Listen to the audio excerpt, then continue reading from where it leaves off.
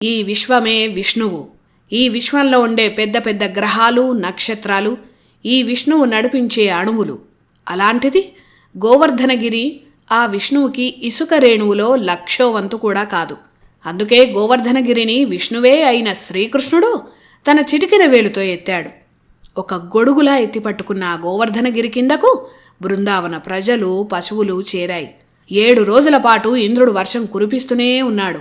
7 రోజుల పాటు యోగ ధ్యానంలో ఉన్న కృష్ణుడు గోవర్ధనగిరిని తన చిటికిన వేలుపై నిలిపి ఉంచాడు.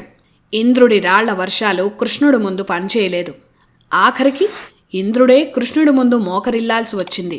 విష్ణు అవతారం అని గ్రహించి తన తప్పులను క్షమించమన్నాడు. ఇన్నాళ్ళు తమ కళ్ల ముందు తిరుగుతున్నది సాక్షాత్ విష్ణు అవతారమేనని బృందావన యాదవులకు అర్థమైపోయింది. తమ అదృష్టానికి వారంతా సంబరపడిపోయారు. ముఖ్యంగా ఇన్నాళ్ళు తమ మధ్య తిరిగిన మాధవుణ్ణి గోపికలంతా ప్రేమించారు. వినీ టాయ్స్ అమెజాన్లో కూడా లభ్యం.